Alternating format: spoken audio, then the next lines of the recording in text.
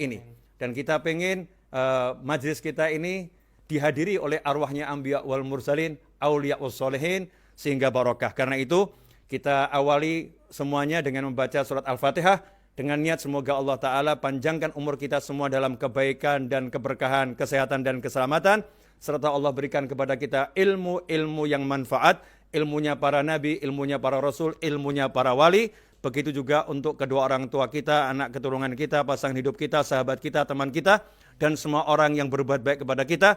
Dan semoga kajian ini menjadi salah satu sebab turunnya rahmat untuk umat Nabi Muhammad SAW di akhir zaman ini, dan menjauhkan bangsa kita dari segala hal yang tidak menyenangkan dunia maupun akhirat, dan mendatangkan keselamatan, keberkahan, dan juga kebaikan untuk siapapun. Ala hadziniyah wa ala manahibun ali wa ila hadratin Nabi sallallahu alaihi wasallam. Al-Fatihah. A'udzubillahi minasyaitonir rajim. Bismillahirrahmanirrahim. Alhamdulillahi rabbil alamin. Arrahmanir rahim. Maliki yaumiddin. Iyyaka na'budu wa iyyaka nasta'in. Ihdinas siratal mustaqim. Siratal ladzina an'amta 'alaihim ghairil maghdubi 'alaihim waladdallin. Amin. Ikhwani rahimakumullah. Ya, saya tidak tahu nih Ustadz Abdul Somad punya waktu berapa menit, karena waktu beliau ini mahal. Ya, waktunya jadi rebutan banyak orang. Ya, waktunya mau dimiliki sama semua orang. Sampai-sampai beliau belum punya waktu untuk cari istri.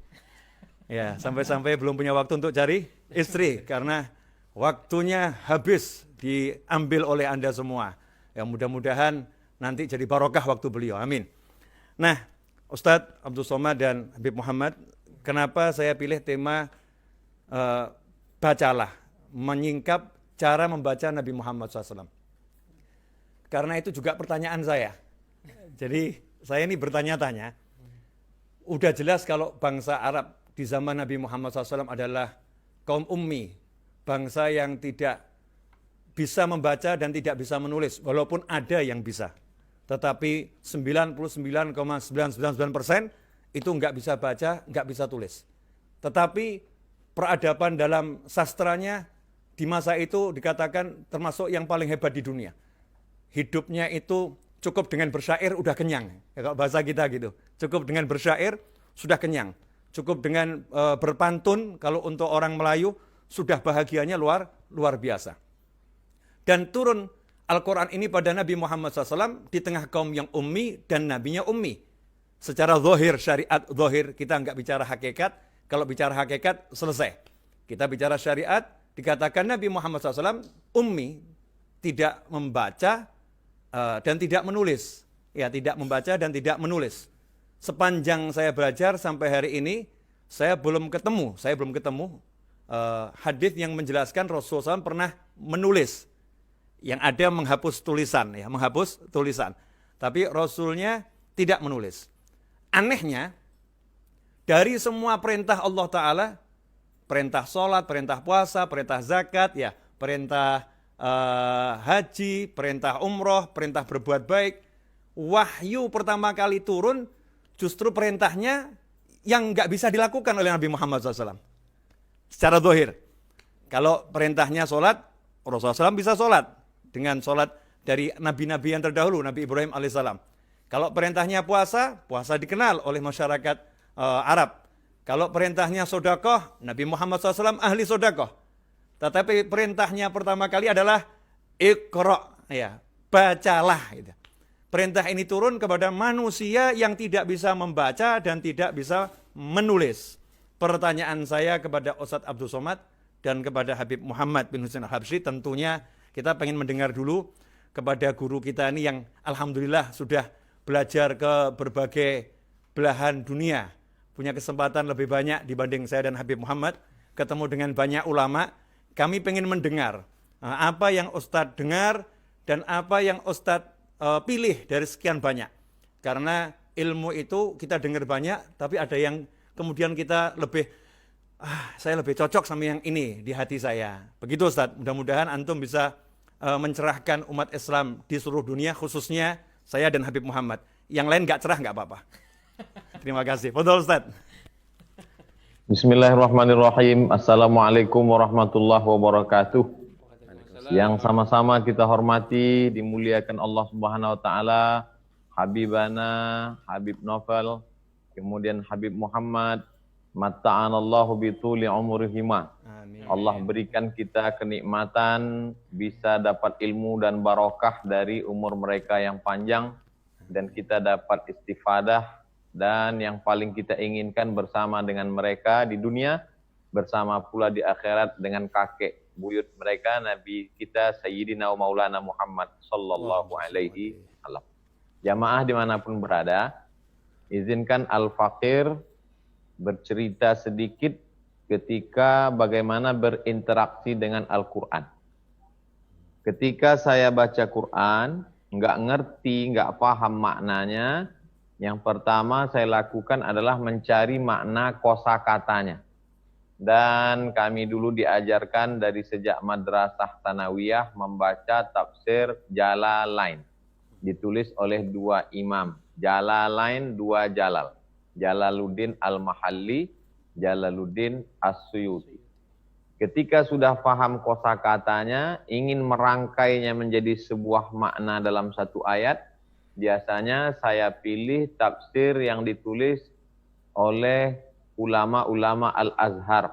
Tidak satu orang, majmu'atun min ulama'il Azhar. Lalu kemudian mereka buat satu namanya tafsir Al-Muntahab. Karena hanya paham satu kata tapi nggak ngerti rangkaiannya, maka makna simple sederhana tafsir Al-Muntahab. Lalu kemudian ketika ingin lebih mendalam bagaimana kalangan salaf memaknai ayat itu, berdasarkan riwayat dari Nabi, dari sahabat, dari tabi'in, maka saya buka tafsir yang ditulis oleh Imam Abu Ja'far Ibnu Jarir At-Tabari. Tapi kadang sanadnya terlalu panjang. An-fulan, lalu kemudian diringkas menjadi pendek oleh Imam Abul Fida Ismail Ibnu Katsir, yang beliau bermazhab Syafi'i. Lalu kemudian kalau ingin tafsir birra'i dengan akal, logika, tapi masih pada koridor Quran dan Sunnah, saya suka baca tafsir logikanya Imam Fakhruddin Ar-Razi, meninggal 606. Namanya tafsir Mafatih Al-Ghaib atau tafsir Al-Kabir. Kalau yang modern-modern, yang sistematis, saya selalu sukanya tafsir Al-Munir yang ditulis oleh Syekh Dr. Wahbah Az-Zuhaili dari Damaskus, Suriah. Tapi kemudian ada lintasan-lintasan hati yang dikemukakan oleh Syekhul Mufassirin, induknya para ahli tafsir, yaitu Syekh Muhammad Mutawalli Asy'arawi. Jadi yang saya sampaikan ini adalah rangkuman dari yang terbaca. Saya nggak ngaku baca semua, yang terbaca, yang terlihat. Tentulah yang tidak saya baca, tidak saya lihat, lebih banyak lagi dilihat oleh tuan-tuan guru para habib kita. Nah, jamaah yang dimuliakan Allah, sahabat-sahabat sekalian, begitulah lebih kurang cara kita berinteraksi dengan Al-Quran, karena jangan sampai kita baca Quran, baca sendiri, baca terjemahnya, lalu nyasar sendiri, na'udzubillah. Nah, terkait tentang masalah Iqra, mungkinkah Nabi diperintahkan membaca, padahal Nabi tidak bisa baca? Maka di situ sebetulnya makna Iqra di situ adalah makna tadabbur, merenungkan makna. Karena ketika ada anak kecil umur 4 tahun yang belum pandai baca, anak kecil umur 4 tahun belum pandai baca, baru masih Iqra, a, bata, batata, batasa, tapi dia sudah hafal Fatihah. Maka ketika saya akan suruh dia baca, anak kecil, oh Ananda, Endo, pasti kalimat yang kita pakai adalah Iqra. Coba baca, padahal dia nggak bisa baca. Maka pada saat itu makna membaca yang pertama adalah melafalkan apa yang ada di pikiran, melafalkan apa yang ada di hatinya, mengulangi hafalan yang ada di dalam. Itu makna yang pertama. Makanya Allah katakan, la tuharrik bihi lisanaka lita'jala bih. Jangan engkau gerakkan lidahmu ya Muhammad sallallahu alaihi wasallam untuk bersegera ingin mengulangi hafalanmu. Inna alaina jam'ahu wa qur'anah. Karena kami yang mengumpulkan Al-Quran itu dan kami yang membacakannya. Allah membacakan kepada Jibril, Jibril membacakan kepada Nabi Muhammad SAW, Nabi Muhammad membacakan kepada sahabat. Ini makna yang pertama. Adapun orang yang membaca tulisan, maka orang Arab menyebutnya tidak qiraah, tapi mutola'ah. Makanya selalu sedang apa? Sedang mutola'ah, melihat tulisan yang dibaca. Dan orang Arab itu membaca tulisan, memang mereka itu budayanya adalah menghafal, hafalan yang luar biasa. Jadi ketika itu, pada zaman itu mereka, kalau hadis ditulis belakangan, karena memang panduan pertama mereka kekuatan pada hafalan. Sampai hari ini pun, orang Arab dibedakan dengan orang yang non-Arab. Ketika di Al-Azhar Mesir, orang Arab itu hafalannya 4 tahun, 7 juz setengah, 7 juz setengah, 7 juz setengah, 7 juz setengah. Sementara orang Indonesia 2 juz, 2 juz, 2 juz. Karena hafalan yang begitu kuat. Jadi ketika kita katakan Iqra, itu tidak serta-merta membaca yang tertulis, tapi mengulangi apa yang ada di dalam pikiran. Makna yang kedua, Iqra di situ adalah tadabbar. Iqra bismi rabbikal ladzi khalaq, tadabbar ya Muhammad sallallahu alaihi wasallam, renungkanlah, pikirkanlah, istimbatlah apa yang diciptakan Allah. Makanya Iqra-nya 2 kali. Yang pertama, Iqra alladzi khalaq, alam semesta, dan membaca alam semesta tidak membaca huruf yang tertulis. Itulah yang disebut dengan ayat-ayat kauniyah. Yang kedua adalah Iqra 'allama bil qalam. Bacalah wahyu yang diturunkan Allah. Jadi kalau begitu maknanya ada 2, membaca yang tersirat dan membaca yang tersurat. Mungkin itu penjelasan simpelnya Habib. Wallahu a'lam bishawab. Jazakumullah khairan Ustaz. Masya Allah. Ini penjelasan simpel, yang enggak simpel dan agak curang Ustaz Abdul Somad.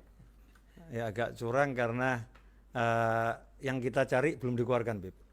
Nah, yang kita cari belum dikeluarkan. Nah, tapi sebelum Ustaz Abdul Somad ngomong lagi, biar Habib Muhammad nyampaikan yang sudah beliau mutolaah, Ustaz. Nah, beliau udah mutolaah, ya biar dicek lagi hasil mutolaahnya, kita dengar seperti apa. Insyaallah nastafid. Insyaallah. Bismillahirrahmanirrahim. Alhamdulillahirabbil alamin. Allahumma salli wa sallim ala sayyidina Muhammadin wa ala alihi wa sahbihi ajma'in. Amma ba'du. Yang saya hormati, saya muliakan guru kita semuanya Al-Habib Novel bin Muhammad Al-Idrus, guru kita semuanya Al-Ustadz Abdul Somad, mata'anallah bituli hayatihi insyaallah. Wa syarafallahu qadrahuma fid dunya wal akhirah. Amin ya rabbal alamin. Saya waktu dapat tema ini dari Habib Novel, saya pinjam bahasanya Ustadz Abdul Somad. Ngeri-ngeri sedap ini temanya ini. Karena harus bekerja keras untuk mutolaah lagi ini. Harus untuk mutolaah lagi. Saya bacakan apa yang telah saya dapat dari beberapa kitab tafsir. Dan ini niatnya saya jujur kayak pildacil aja, Beb. Jadi kalau benar ya berarti ilmunya dari antum-antum semuanya. Kalau salah ya silahkan dikoreksi. Tentang masalah daripada Iqra, tadi sudah dijelaskan sangat luar biasa oleh guru kita Ustadz Abdul Somad. Bahwasanya memang Iqra itu punya berbagai macam makna. Dan di antara di sini yang disebutkan yang saya baca dari kitab Tafsir Adwaul Bayan, itu karyanya Asy-Syinqiti. Ini termasuk kitab tafsir yang agak unik karena banyak menafsirkan Quran dengan Quran. Nah, katanya ulama ngasih khususiyah katanya begitu. Nah, dalam kitab tafsir ini kenapa kok Nabi Muhammad SAW itu diperintah untuk Iqra, sedangkan beliau itu dikenal ummi. Ummi itu kan untuk kategori Nabi tidak diketahui pernah membaca tulisan dan tidak diketahui pernah menulis. Nah, beliau mengatakan di sini sebenarnya nggak ada ta'arud, tidak ada perbedaan, tidak ada pertentangan sebenarnya. Bahwasanya yang dimaksud dengan Iqra itu maknanya lebih luas. Karena perintahnya itu kan iqra, bukan utlu. Kalau perintahnya itu utlu tilawah, maka itu sifatnya lebih khusus. Tapi kalau qiraah itu punya makna yang lebih umum. Nah, dalam keterangan kamus-kamus yang lainnya, qiraah itu belum tentu tilawah. Tapi kalau tilawah itu adalah pasti qiraah. Jadi ketika itu Nabi Muhammad SAW diperintahkan untuk iqra, untuk membaca, itu punya makna yaitu membaca apa yang akan disampaikan oleh malaikat Jibril. Atau juga ada yang mengartikan juga iqra itu bermakna uzkur isma rabbika, sebutlah nama Tuhanmu. Itu juga ada dalam kitab tafsir yang lainnya.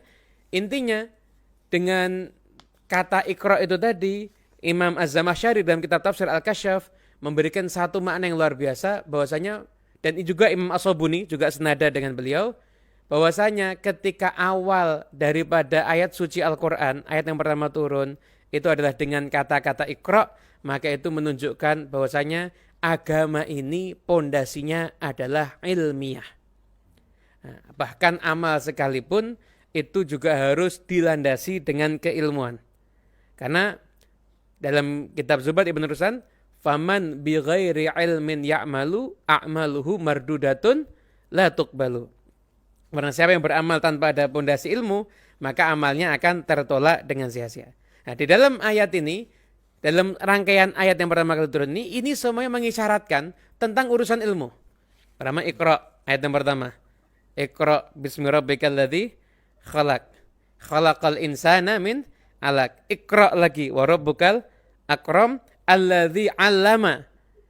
'Allama juga urusan taklim, bil qalam alat untuk cari ilmu, 'allamal insana ma lam ya'lam. Jadi dalam rangkaian 5 ayat ini ada 5 kata yang urusannya adalah agar kita semuanya itu benar-benar cari ilmu. Yang menunjukkan bahwasanya 5 ayat yang pertama kali turun ini menggambarkan bahwasanya pondasi daripada agama Islam adalah keilmuan. Nah, itu tentang makna daripada Iqra itu sendiri. Jadi Iqra itu enggak mesti membaca sesuatu yang tertulis atau sesuatu yang sudah tersimpan. Mungkin juga bermakna Iqra itu adalah membaca yang sifatnya lebih umum. Bahkan kayak kita membaca itu kan nggak harus tulisan, membaca pikiran, membaca isyarat kan juga bisa. Kemudian setelah itu yang poin yang berikutnya adalah yang saya dapat, ini sebenarnya agak melenceng dikit tapi nggak melenceng juga sih. Tapi karena ini menarik, ini uraiannya Imam Al-Mawardi dalam tafsir An-Nukat wal Uyun. Nah, beliau menyebutkan, jadi Nabi Muhammad SAW itu ummi, itu bukan satu kekurangan, justru satu pujian. Bayangkan seorang yang tidak diketahui pernah membaca ataupun pernah menulis, akan tetapi beliau itu bisa punya ilmu yang sampai sekarang ilmunya itu digali nggak selesai-selesai. Kalau kita lihat nih daripada kebudayaan, daripada orang-orang Arab saat ini, kita akan saksikan bahkan orang-orang Barat sekalipun masih banyak yang menggali ilmu dari Nabi Muhammad SAW. Nah, ada 3 alasan bahwasanya kenapa Allah Subhanahu Wa Taala mengutus Nabi yang ummi. Alasan yang pertama adalah karena dulu bisyarah kepada Nabi terdahulu, an-nabil ummi, Nabi akhir zaman itu adalah Nabi yang ummi. Terlepas dari makna ummi kan ada makna macam-macam, ada makna umul qura atau makna lain-lainnya dah. Kita tidak ke situ, tapi dulu bisyarahnya Nabi yang terdahulu itu adalah akan datang Nabi akhir zaman, Nabi yang ummi. Yang kedua, limusyakalati halihi li ahwalihim. Agar Nabi itu serupa dengan yang didakwahi. Yang didakwahi itu orang yang ummi, nggak pernah baca, nggak pernah nulis, tapi kecerdasannya luar biasa. Maka Nabi pun juga sama. Beliau orang yang lebih cerdas, bahkan dari semua orang Arab, bahkan dari semua makhluk sampai kapanpun juga. Tapi beliau juga punya sifat yang sama, yaitu ummi. Tidak pernah membaca dan tidak pernah menulis. Dan yang ketiga adalah agar menafikan tuduhan-tuduhan orang yang mengatakan Al-Quran ini adalah hasil karya ilmiah dari Nabi Muhammad. Atau mungkin orang, ini karena ini dulu Muhammad pernah baca kitab suci yang terdahulu, enggak. Jadi Nabi Muhammad SAW itu beliau tidak membaca dan tidak menulis. Artinya apa? Semua yang dari Nabi Muhammad SAW itu murni adalah wahyu. Sehingga Rasulullah SAW itu kalau ilmu seseorang itu bisa salah. Pemahaman itu bisa salah. Tapi Nabi Muhammad SAW tidak akan pernah bersalah. Kenapa? Karena keilmuan Nabi Muhammad itu dikawal dengan wahyu ilahi. Karena itulah Nabi Muhammad SAW jadi Nabi yang akhirnya ajarannya terus berkembang, bahkan digali terus ilmunya, karena memang tidak pernah salah, karena dikawal oleh wahyu ilahi tersebut. Mungkin ini yang bisa saya sampaikan. Samihni anil khata' wa taksir. Insyaallah. Jazakumullah khairan. Ajib. Ustaz, saya mau nanya Ustaz. Tadi Ustaz kan baca ayat la ta'jal. Saya belum hafal Ustaz. Coba antum ulangi dikit Ustaz. La tuharrik bihi lisanaka lita'jala bihi. Nah, la tuharrik La bihi tuharrik bihi lisanaka lita'jala bihi. lita'jala bihi. Nah, saya pernah dengar dari almarhum Habib Anis, kakek beliau dari buku manuskrip para habaib terdahulu. Yang kita tahu di Hadramut itu ada perpustakaan yang luar biasa berisi karya ilmiah para ulama yang belum ditulis ulang, masih makhtutat Ustaz, masih manuskrip. Para habaib menafsirkan ayat ini menarik. Jadi tafsir kan banyak. Ada tafsir dari para habaib yang menarik. Para habaib ambil tafsir yang 30 juz itu sudah ada di dada Nabi Muhammad SAW. Jadi 30 juz udah ada di dada Nabi Muhammad SAW. Makanya kalau kita lihat ketika Allah mewahyukan kepada Nabi Musa alaihissalam, wa nakhdartuka fastami' lima yuha. Aku telah memilih engkau fastami' lima yuha. Maka hendaknya engkau dengarkan apa yang akan diwahyukan kepadamu. Artinya Nabi Musa AS butuh mendengar dulu, baru nanti bisa membaca kemudian. Tapi untuk Nabi Muhammad SAW iqra.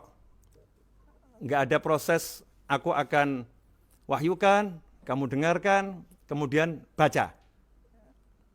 Nggak ada yang seperti itu, tetapi yang ada iqra, langsung bacalah. Artinya 30 juz itu menurut pemahaman sebagian habaib sudah ada di dada hati Nabi Muhammad SAW. Nah, terus lantas fungsinya malaikat Jibril alaihissalam apa? Di ayat tadi itu.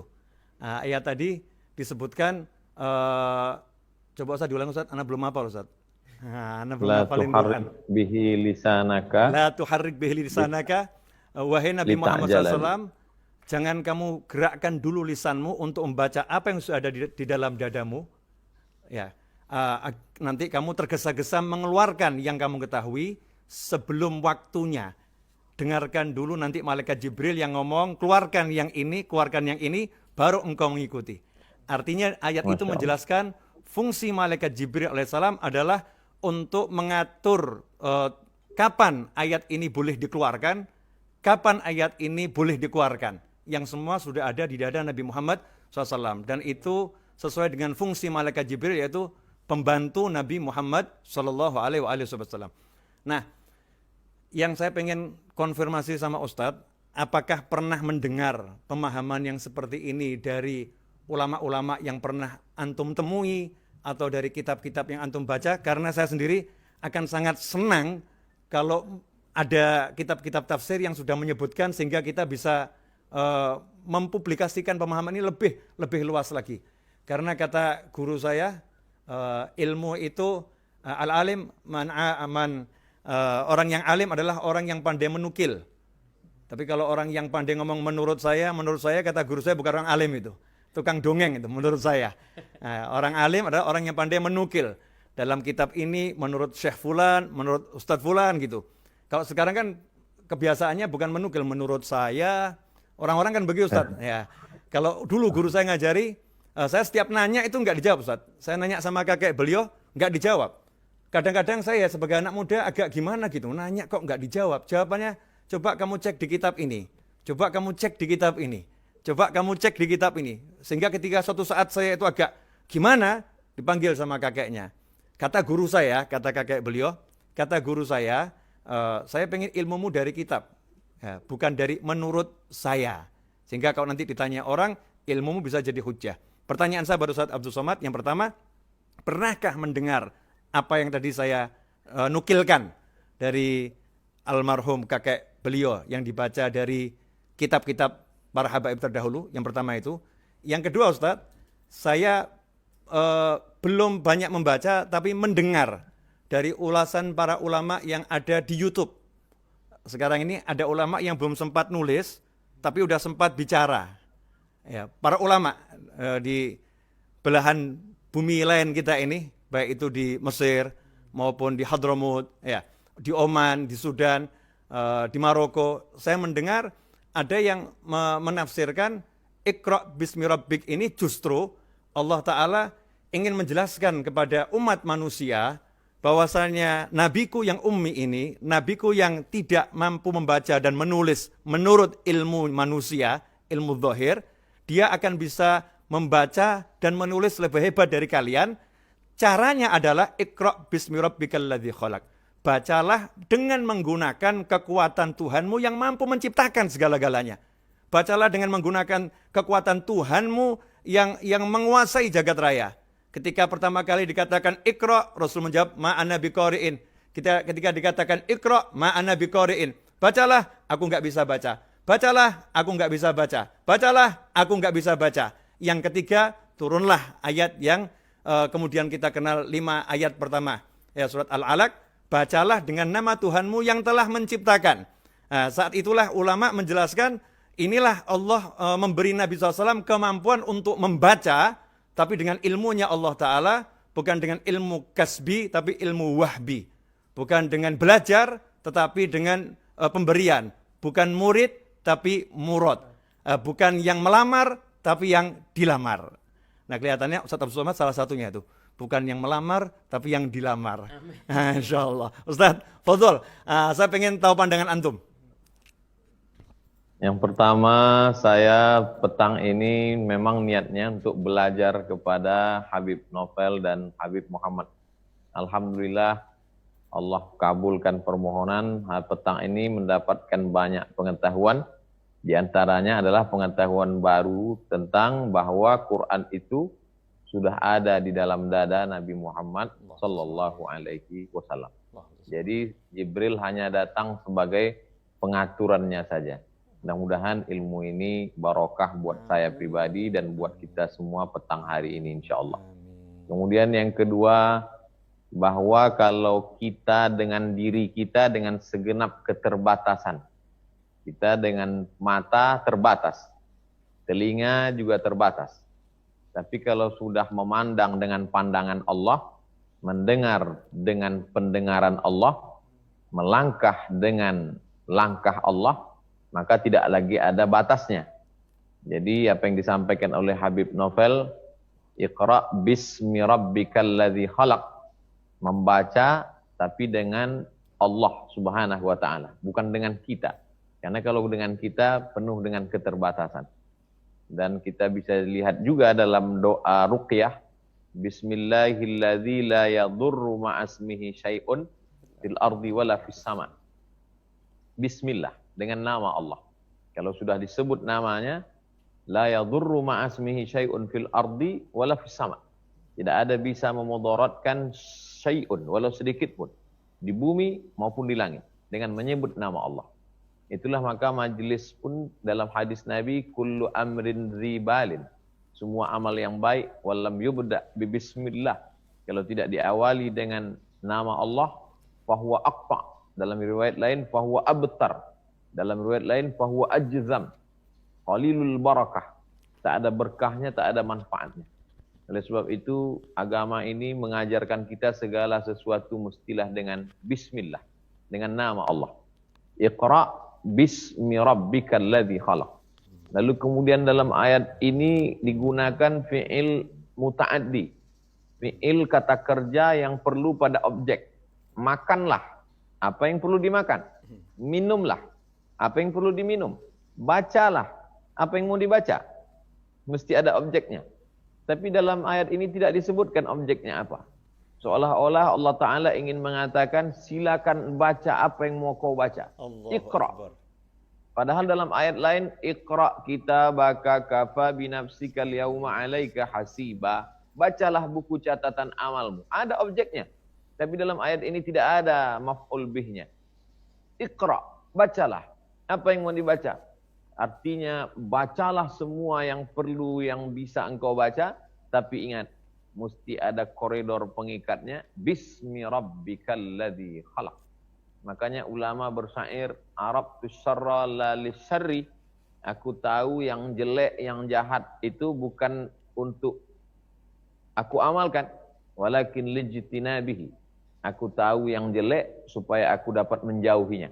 Oleh sebab itu ada juga orang membaca buku-buku kriminal dan dia menjadi pakar kriminologi. Pakar kriminologi Universitas Indonesia, kriminolog. Ngerti dia segala perbuatan. Jadi kalau ada orang kehilangan dompet, dia yang paling ngerti di mana hilangnya, bagaimana cara mencopetnya, tapi tidak untuk diamalkan.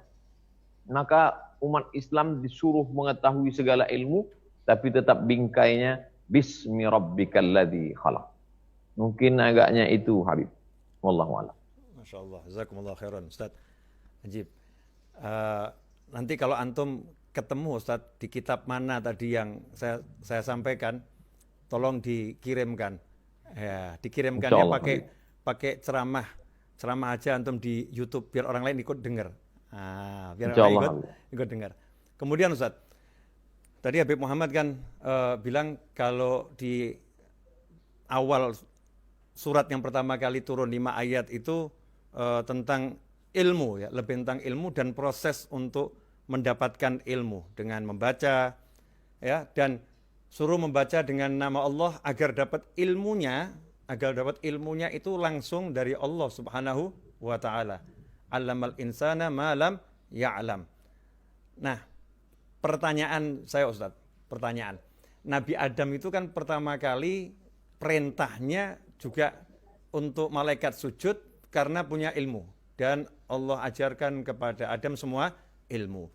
Nabi Musa alaihissalam juga disuruh pergi jauh-jauh meninggalkan Bani Israel. Bahkan di tengah beliau dakwah kepada kaumnya, pada umatnya, disuruh meninggalkan Bani Israel, Nabi Musa alaihissalam, untuk menemui seseorang yang di zamannya tidak jelas, statusnya nggak jelas di zamannya menurut masyarakat sekitarnya. Tetapi Allah mengatakan itu lebih alim dari engkau. Maka Nabi Musa pun jauh-jauh mau pergi berlalah cari ilmu. Pertanyaan yang sering mengusik hati saya.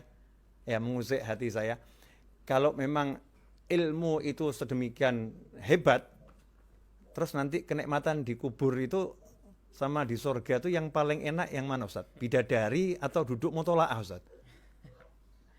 Ini nanya sama dua-duanya ini. Biar Habib Muhammad dulu Ustaz ya. Nah, jadi antum bisa ambil nafas dulu. Habib Muhammad biar menjawab. Enaknya apa, bidadari atau sungai-sungai yang mengalir atau ilmu itu? Betul. Saya izin menyampaikan cerita aja Ustaz. Jadi dulu ada salah seorang habaib yang memang hidupnya itu dihabiskan hanya untuk cari ilmu. Sampai akhirnya menikahnya agak terlambat karena sibuk cari ilmu ini tadi. Nah, cuma jomblo-jomblo sekarang kalau mau menjadikan ini alasan juga tidak bisa. Karena ini Habibnya kelihatan, karyanya ada, muridnya ada, akhirnya terlambat nikah karena fokus cari ilmu. Akhirnya setelah itu, ketika akhirnya dipaksa menikah dan mau menikah, terjadilah akad nikah. Malamnya teman-temannya ngerjain, si Habib ini ngerjain. Saya akan naruh kitab di depan pintu kamar pengantin, kitab yang belum pernah dia baca. Ini malam pertama Zat. Kata malam pertama kan ini katanya mirip-mirip kayak malam pertama di surga, katanya begitu katanya. Jadi ini malam pertama dia nikah, ini belum pernah nikah sebelumnya, malam pertama dia nikah, kasih kitab di depan kamar pengantin, teman-temannya terus taruhan tapi nggak ada duitnya. Kira-kira baca kitab atau masuk ke kamar pengantin. Nah, subhanallah, akhirnya karena itu ada keluarga yang mungkin masih, akhirnya kitab ditaruh, malam ketika masuk kamar pengantin, mempelai wanita masuk, Habibnya lihat ada kitab. Dibuka, asik. Akhirnya sampai adzan subuh berdiri di depan kamar membaca kitab.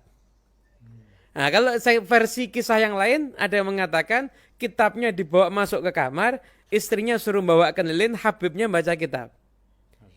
Akhirnya orang tuanya setelah itu, orang tuanya yang perempuan nanya sama anaknya, gimana malam pertamanya?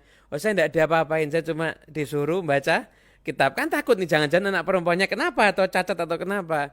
Akhirnya satu diingetin, ternyata ini Habib karena ada kitab jadi lebih asik sama kitabnya daripada sama pengantin perempuannya. Akhirnya kemudian orang tuanya Habib ini keluarga bilang sudah, tidak boleh ada yang goda, semua kitab disingkirkan biar malam ini dia berbulan madu. Artinya kenikmatan ilmu, kenikmatan luar biasa. Imam Fakhrul Razi dalam saya tidak tahu di kitabnya yang Mafatihul Ghaib atau kitab yang ada yang tentang filsafat satunya lagi, kan ada itu kalau nggak salah. Itu beliau pernah mengatakan kenikmatan itu ada 3 macam.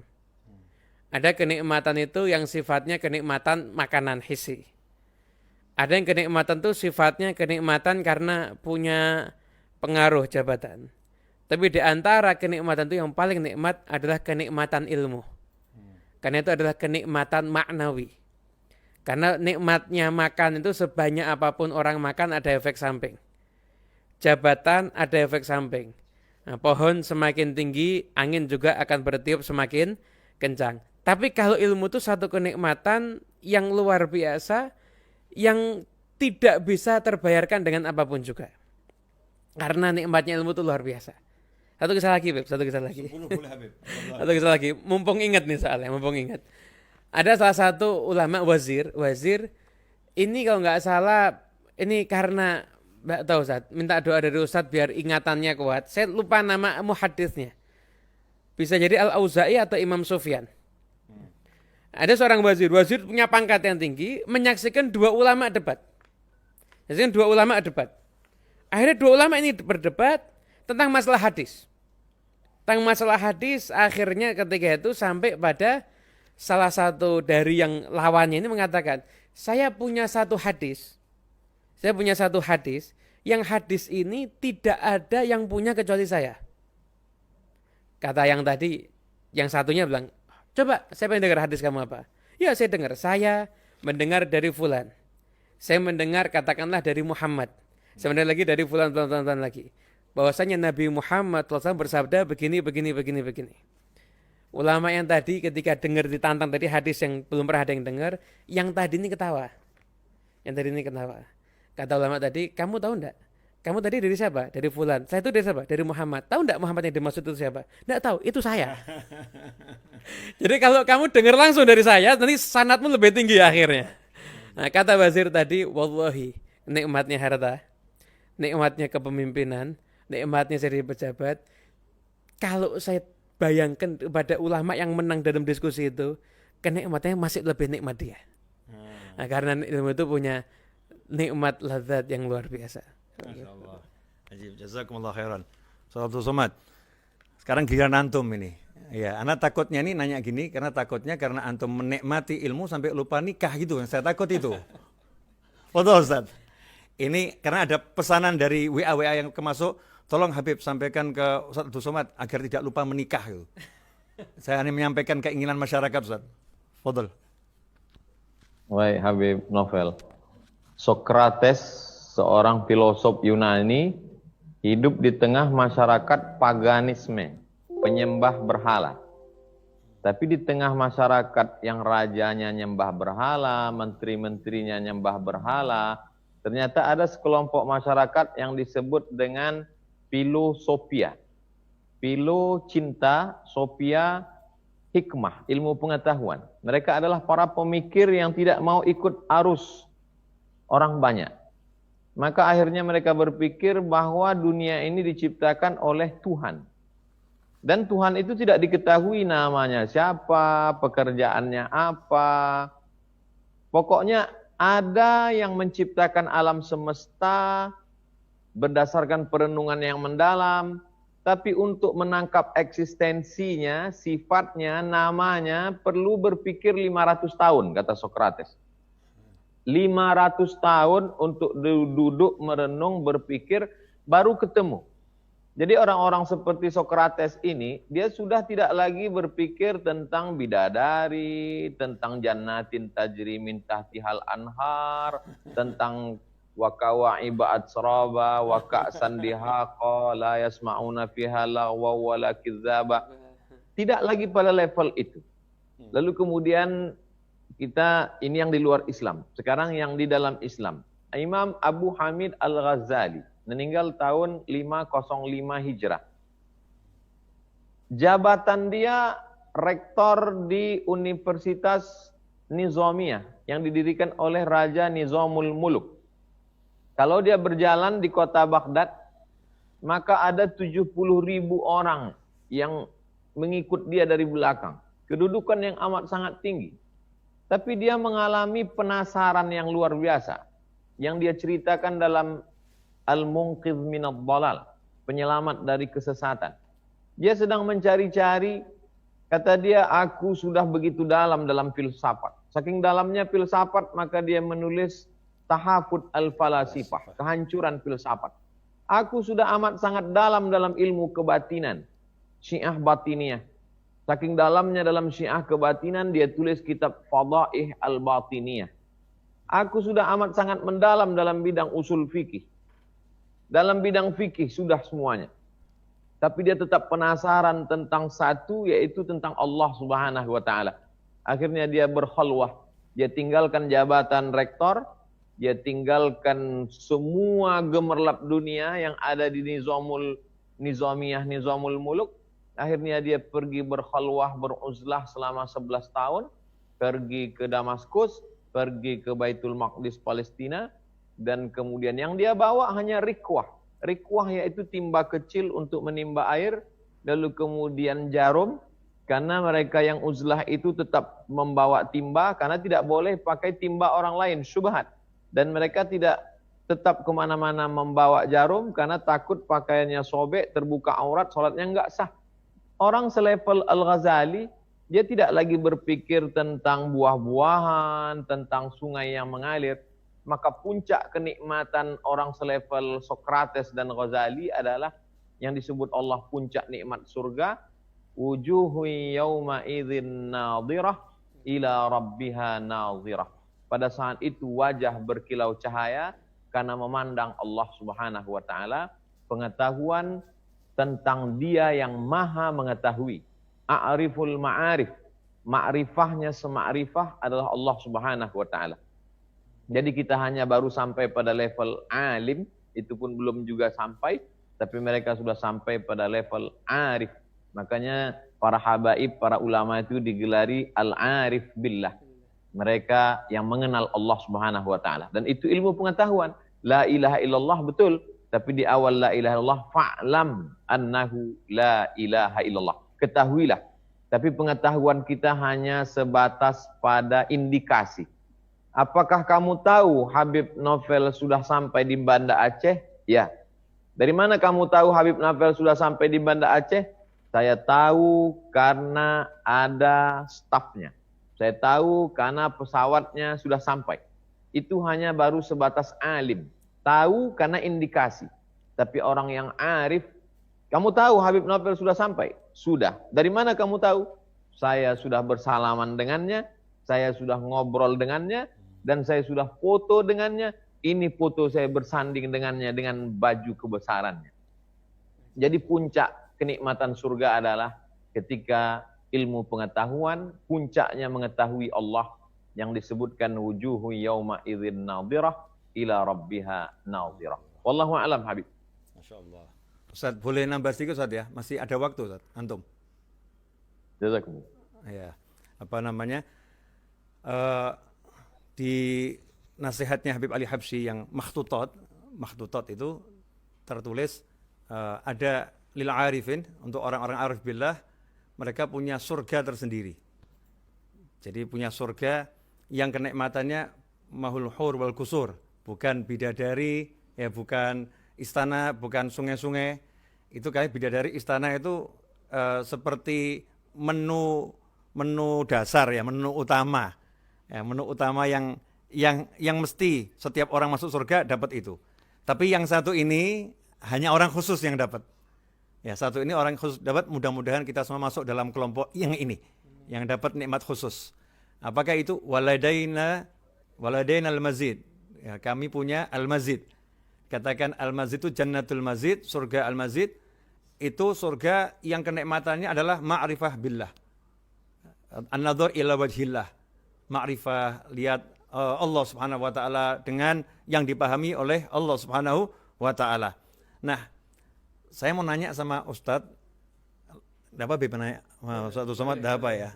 Kita mau nanya ini. Ustadz pilih mana? Dikasih kitab baru yang belum pernah dibaca atau istri yang siap dinikahi?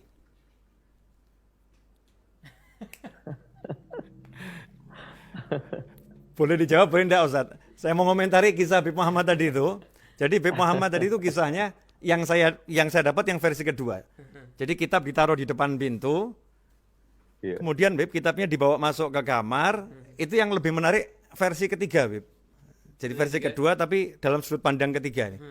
Jadi bukan Habibnya nyuruh ngambilkan lentera. Bukan istrinya enggak ridho, enggak senang. Justru istri juga nanya, itu kitab apa? Jadi istri ikut penasaran juga, akhirnya istrinya megangkan lenteranya, ya suaminya yang baca. Jadi keduanya itu menikmati sampai subuh. Jadi dua-duanya orang-orang yang luar biasa. Nah, Ustaz, kalau dapat istri yang model begitu, kira-kira istrinya yang diambil atau kitabnya, Ustaz?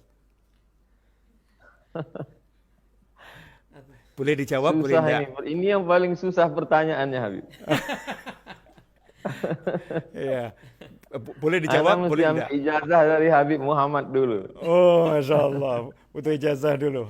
Ikhwani rahimakumullah. Maaf saya nanya sama Ustadz Abdul Somad seperti ini, maksudnya biar cair suasana, biar seger, biar orang juga paham Ustadz.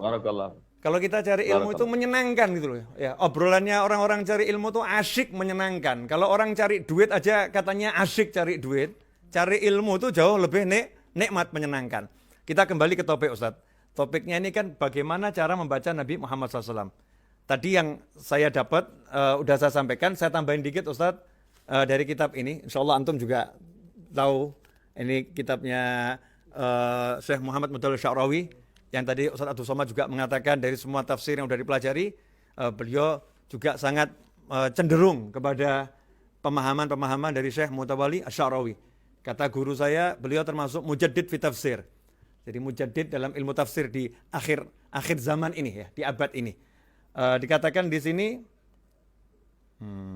idzan fal haqqu yaqululah innaka sataqra'u ala ghairi tariqatin nas li'anna tariqatan nas fil qira'ah takunu bil asbab al mutaqaddamah ala al qira'ah wa anta sataqra'u la bil asbab walakin bi iradati musabbibil asbab alladhi la yahtaj fi ijadil asya' ila sabab. Coba antum yang menjelaskan Ustaz, ana udah baca, giliran antum yang menjelaskan. Jadi adil Ustaz. Masya Allah. Ketika kita membaca itu karena diri kita, maka sesuai dengan kehendak kemauan kita.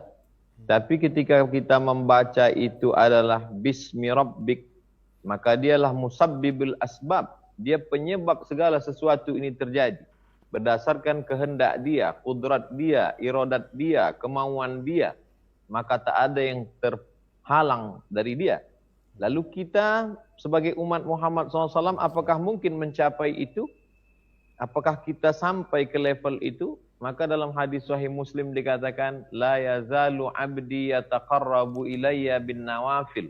Kalau hambaku itu banyak beribadah sunnah, tentu ikut sunnah Rasulullah Muhammad SAW. Hatta uhibbah, sampai aku cinta kepada hambaku itu. Fa'idha ahbabtuhu, kalau aku cinta kepadanya, fa'akunu ainahu yubsiru bihi, aku akan menjadi matanya, dia akan memandang dengan mataku. Aku akan menjadi telinganya, dia akan mendengar dengan pandangan. Aku akan menjadi tangannya, dia akan yabtishu biha, dia akan memegang, menggenggam dengan tangan. Aku akan menjadi kakinya, yamshi biha, dia akan berjalan dengan. Maka kalau sudah dengan itu, maka tak ada lagi batasan-batasan, karena yang punya batasan adalah makhluk, sedangkan Khalik tiada batasannya. Allah. Maka segala sebab ini kita terhalang, Karena kita memandang dengan pandangan kita. Oleh sebab itu 2 kali dalam ayat itu Allahnya dikedepankan baru objeknya. Yang pertama, Iqra, Allahnya dulu. Bismi rabbika. Iqra, silakan engkau baca, tapi jangan lupa dengan Allah. Bismi rabbika. Apa yang mau dibaca? Alladzi khalaq, yang diciptakan Allah. Sanurihim ayatina fil afaq. Kami akan tunjukkan tanda-tanda kebesaran kami di alam semesta. Bacalah alam semesta, tapi tetap dengan Bismi rabbikal ladzi khalaq. Iqra yang kedua. Iqra, tetap Allahnya dulu. Iqra wa rabbukal akram. Iqra, tetap Allah dulu. Wa rabbukal akram. Apa yang mau dibaca? Alladzi 'allama bil qalam. Bacalah yang sudah diajarkan Allah, yaitu wahyu yang tertulis. Maka 2 kali Iqra di situ, 2 juga yang diperintahkan Allah, tapi bersatu dalam satu, yaitu bersama, sama-sama membaca dengan Allah. Dalam Iqra yang pertama, Bismi Rabbik. Dalam Iqra yang kedua, Wa Rabbukal Akram. Dalam Iqra yang pertama yang dibaca adalah Alladzi Khalaq. Dalam Iqra yang kedua yang dibaca adalah Allama bil Qalam, yaitu yang tertulis, yang tersurat. Wallahu a'lam Habib. Ajib, jazakumullah khair Ustaz. Kalau boleh menyimpulkan dari obrolan kita Ustaz, dari obrolan kita, berarti al-qiraah beda dengan tilawah ya. Qiraah beda dengan tilawah. Kita bisa ngomong bahasa Indonesia memiliki keterbatasan untuk menerjemahkan Al-Quran, maka dibutuhkan penjelasan ya. Bedanya qiraah sama tilawah, sama mutolaah ya, mutolaah. Artinya kalau qiraah, Iqra, bacalah, tidak harus membaca dalam arti melihat tulisan kemudian dieja, tetapi bisa membaca dengan akal, dengan pikiran ya. Membaca dengan hati, makna membaca secara yang jauh lebih luas. Kemudian Iqra di situ merupakan bukti bahwasannya perintah pertama kali kepada seluruh umat manusia yang akan menjadikan mereka semua mulia dari semua ciptaan Allah Ta'ala adalah ilmu. Ya, mereka mencari ilmu dan itu diawali dengan membaca. Cuman membaca ini akan terbatas kalau kita menggunakan batasan. Kalau kita membacanya menggunakan makhluk, menggunakan alat, maka kita akan terbatas. Kita hanya akan mampu mengambil ilmu dari yang tertulis atau mungkin yang terlihat. Tetapi kalau membacanya dengan menggunakan Allah Ta'ala, maka Allah yang akan berikan pendengaranmu, diberi kekuatan sehingga engkau bisa mendengar bukan dengan telingamu, engkau bisa melihat bukan dengan matamu, engkau bisa memegang bukan dengan tanganmu, tetapi Allah yang melakukannya dengan kekuatan Allah Subhanahu wa Ta'ala. Sehingga untuk orang yang mampu Iqra, membaca dengan menggunakan kekuatan Allah, syarat nomor 1 adalah ma'ana biqari'in. Ma'ana biqari'in. Kalau engkau mau membaca dengan Allah, engkau membaca dengan kekuatan Allah, engkau mau membaca dengan pertolongan Allah, harus nafyu, engkau harus meniadakan dirimu, engkau harus membuang pengetahuanmu, engkau harus membuang akalmu, engkau jangan menuhankan apapun dan siapapun, tetapi tuhankan Allah, minta tolong kepada Allah, maka Allah yang akan membacakan kepadamu, Allah yang akan menyebutkannya kepadamu, Allah yang akan menginformasikannya kepadamu. Allamal insana ma lam ya'lam. Allah akan mengajarkan al-insan, manusia seluruhnya, al-insan Nabi Muhammad SAW, ma lam ya'lam, sesuatu apapun itu yang belum diketahui.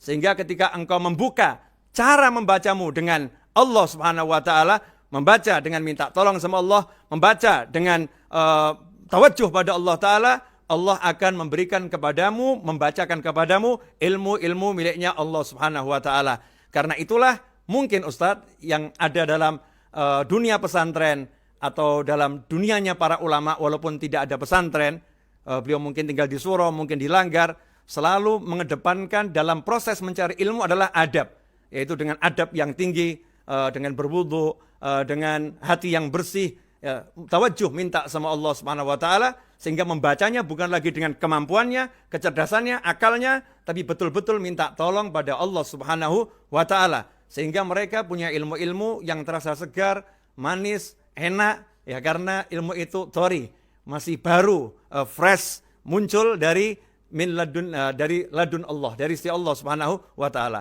Kira-kira betul gitu nggak Ustaz kesimpulannya itu dari apa yang kita bahas pada sore hari ini? Habib Muhammad. Masya Allah.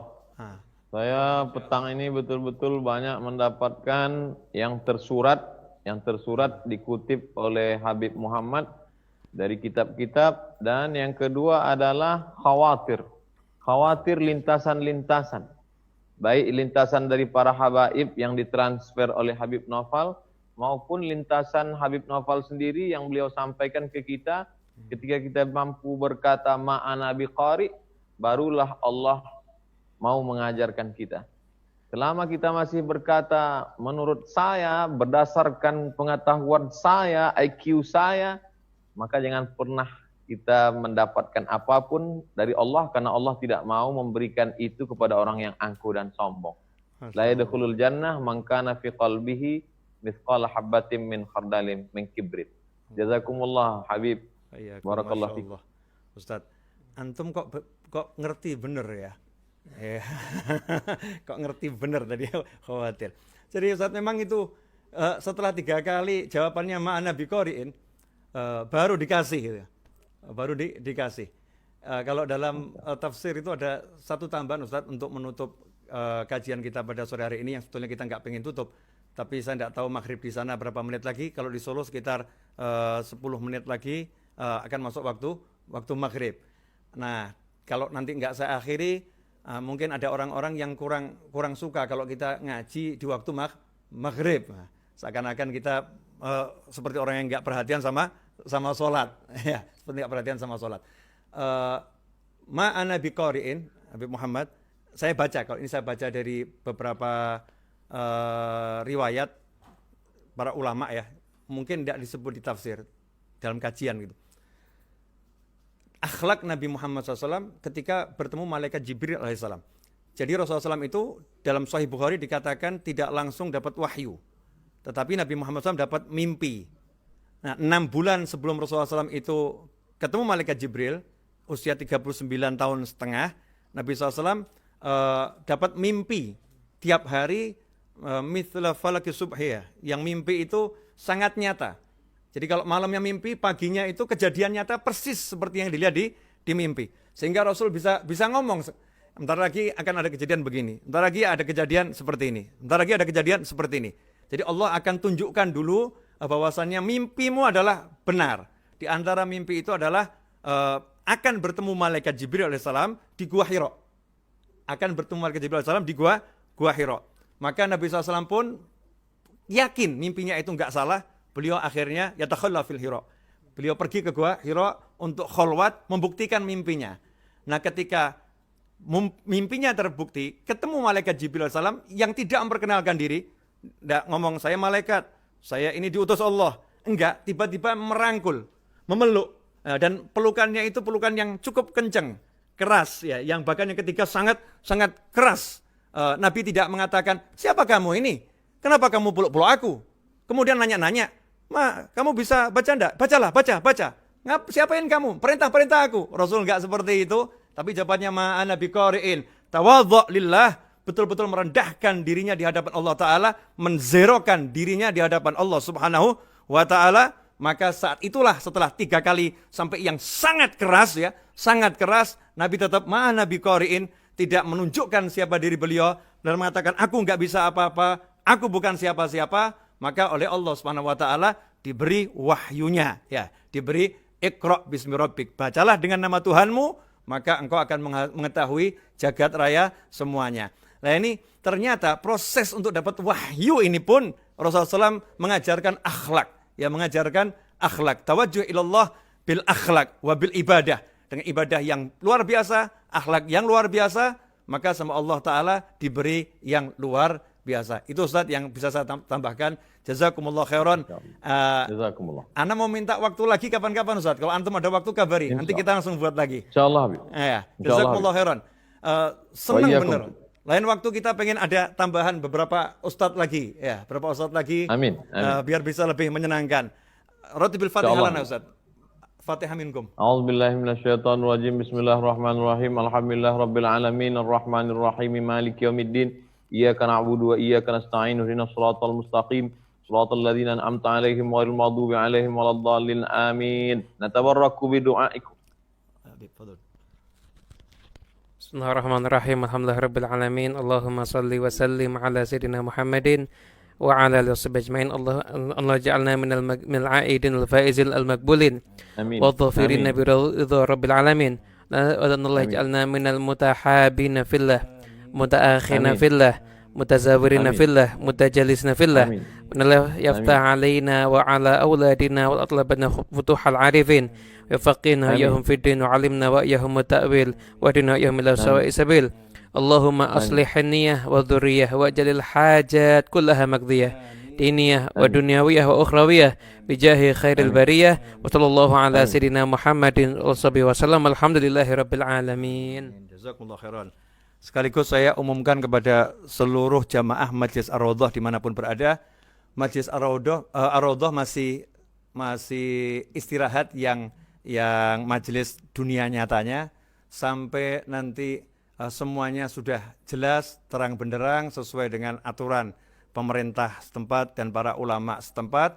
Setelah semuanya jelas saya akan umumkan. Sebelum itu saya akan tetap jalankan majelis Jumat malam Sabtu mulai Jumat besok di dunia maya virtual ya, majelis virtual mulai malam Sabtu besok insyaallah kajian dimulai secara virtual. Untuk nyatanya nanti kalau sudah semuanya new normal, betul-betul normal senormal-normalnya, dan insya Allah itu segera, dan seluruh yang memimpin bangsa ini, yang bertugas, siapapun itu diberi Allah kemampuan, kemudahan, kekuatan ya untuk membawa bangsa kita ini lepas dari ujian corona dan ujian-ujian yang lain dengan mudah dan dengan hasil yang berkah dan baik. Semoga itu berkah manfaat. Saya minta maaf sebagai pembawa acara, mudah-mudahan tidak mengecewakan, dan saya minta maaf kalau saya tampak tua walaupun usia saya tidak setua beliau-beliau ya. Beliau-beliau ini utuhnya lebih tua dari saya, tapi saya tampak jauh lebih tua. Ini karena kesalahan semir yang belum saya semir, saudara-saudara. Jazakumullah khairan, dan mudah-mudahan Ustaz Abdul Somad segera mendapatkan pasangan hidup yang bisa bahagiakan dunia akhirah. Amin. Ya, bisa membahagiakan dunia akhirah, menenteramkan hatinya dunia akhirah, dan menjadi darinya keluar anak keturunan yang soleh dan solihah ila yaumil qiyamah. Amin. Wassallallahu alaihi Muhammadin wa alihi wasallam. Alhamdulillah minkum. Saya Novel bin Muhammad Idrus bersama Habib Muhammad bin Nusil Habsyi dan Ustaz Abdul Somad undur diri. Mudah-mudahan berkah dan manfaat. Jangan lupa, insya Allah akan ada kajian-kajian semisal di episode-episode yang akan datang. Ini namanya lagi nodong langsung Ustaz Abdul Somad. Ya, jazakumullah khairan. Wa'afu minkum. Wassallallahu alaihi Muhammadin wa alihi wasallam.